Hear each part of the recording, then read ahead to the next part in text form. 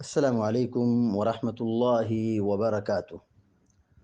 الحمد لله رب العالمين والعاقبة للمتقين، والصلاة والسلام على أشرف الأنبياء والمرسلين نبينا محمد وعلى آله وصحبه أجمعين ومن تبعهم بإحسان إلى يوم الدين، أما بعد. فعن ابن عباس رضي الله تعالى عنهما قال: قال النبي صلى الله عليه وسلم: الأعد في هبته كالكلب يقيء ثم يعود في قيئه، متفق علیہ۔ ابھی آپ کے سامنے صحیح بخاری اور صحیح مسلم کی ایک چھوٹی سی روایت پڑھی گئی ہے۔ سیدنا عبداللہ بن عباس رضی اللہ تعالی عنہ بیان فرماتے ہیں کہ اللہ کے نبی صلی اللہ علیہ وسلم نے فرمایا: العائد فی ہبته کالکلب یقیء ثم یعود فی قیئه، مال ہبہ کر کے واپس لینے والا، ہدیہ دے کر کے واپس طلب کرنے والا اس کتے کی طرح ہے جو قے کرتا ہے، پھر اسے دوبارہ اپنے قے کو کھا جاتا ہے۔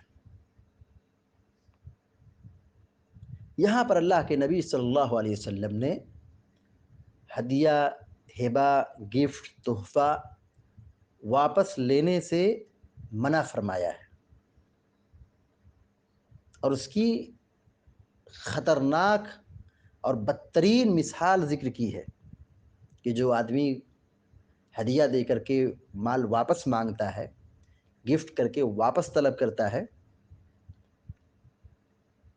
تو اس کی مثال کتے جیسی ہے۔ کتا کتنا خبیث اور کتنا ناپاک جانور ہے، ہم سمجھ سکتے ہیں کہ اگر کسی برتن میں منہ ڈال دے تو شریعت یہ کہتی ہے کہ اس کا جو کھانا ہے سب پھینک دو، اس برتن کو 7 مرتبہ دھلو، 1 مرتبہ مٹی سے دھلو۔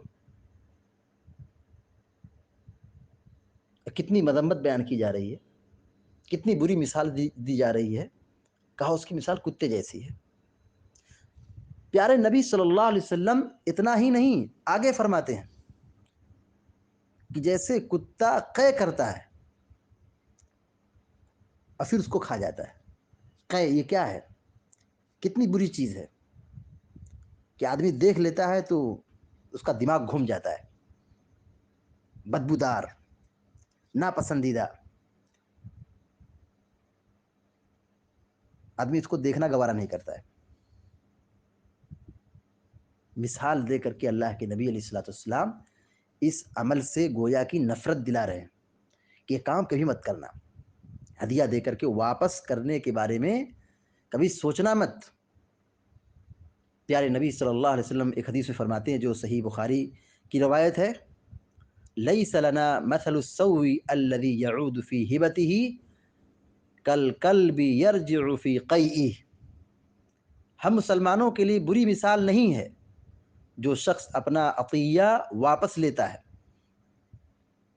تو اس کتے کی طرح ہے جو قے کر کے دوبارہ اسے کھا جاتا ہے۔